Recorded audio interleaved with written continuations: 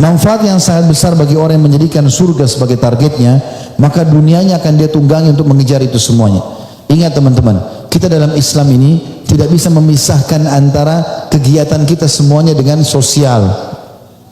Seorang pedagang yang hadir di sini, jangan selalu pikirannya keuntungan saja, tapi bagaimana dia berbagi dengan orang lain. Dia mengejar akhirat dengan dagangannya.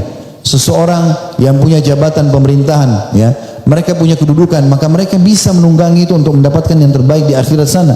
Jangan semuanya dihubungkan dengan urusan dunia saja, tapi bagaimana akhirat itu akan membuat dia termotivasi mengejar yang di sana. Ada seorang, ini cerita sudah sering saya ulangi dalam banyak pengajian, tapi saya ingatkan kembali.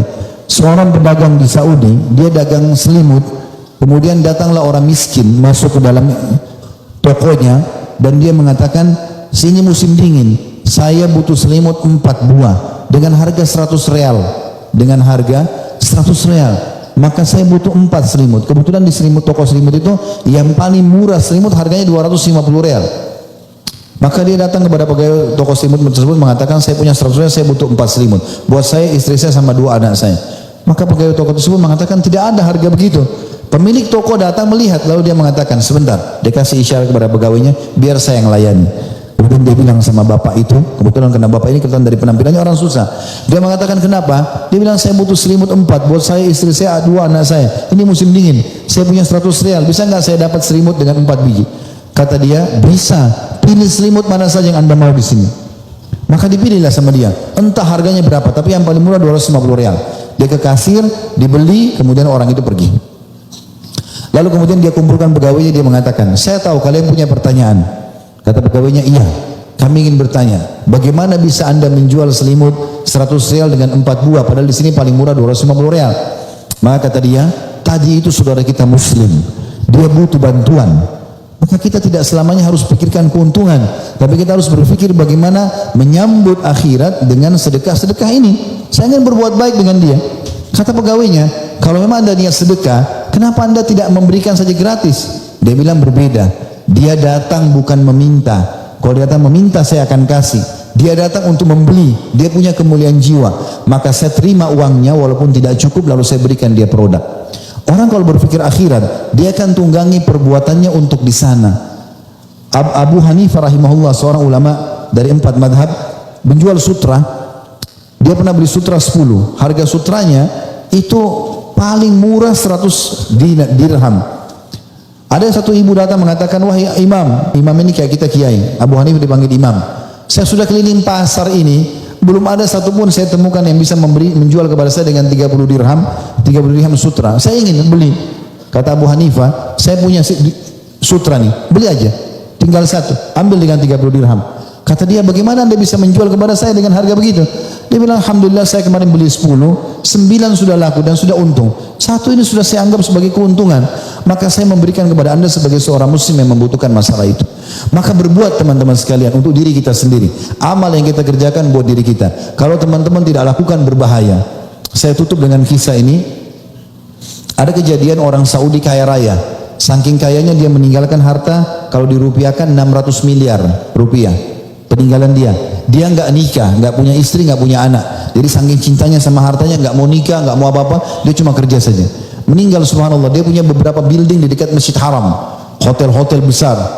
Waktu dia meninggal teman-teman sekalian, karena hartanya banyak, pemerintah Saudi ambil alih harta tersebut. Cari ahli waris nggak ditemukan, satu pun tidak ada. Mana ahli warisnya? Istri nggak ada, orang tuanya nggak ada, saudaranya nggak ada. Setelah ditelusuri seluruh Saudi, ditemukan ada 3 orang. Ini masih bisa dihubungkan dengan ahli waris, sepupunya, tapi agak jauh. Dipanggillah ke pengadilan. Lalu hakimnya bilang, apakah kalian tahu kenapa kami panggil ke sini? Kata 3 orang ini, kami nggak tahu. Kami nggak pernah juga buat masalah. Kata hakimnya, kalian kenal nggak si fulan? Namanya orang kaya ini. Mereka bilang, oh iya kami kenal. Ada hubungan kerabat dengan kami. Tapi kami tidak banyak berinteraksi sama dia, karena dia jarang sekali bertemu dengan kami, jarang jawab undangan kami gitu. Kata hakimnya, dia baru meninggal dan dia meninggalkan harta yang cukup banyak, 600 miliar. Tidak ada ahli waris kecuali kalian. Maka masing-masing dapat 200 miliar nih. Ini spontan, ini kaya raya tiba-tiba dapat semua. Ini tadinya orang-orang miskin. Setelah semua tanda tanganin dikasih harta itu, maka hakimnya bilang kalimat, ini yang kita mau titik beratkan ya, wasiat ini penting. Kata hakimnya, Saya lihat kalian sudah jadi kaya raya sekarang, masing-masing dapat 200 miliar, kaya raya.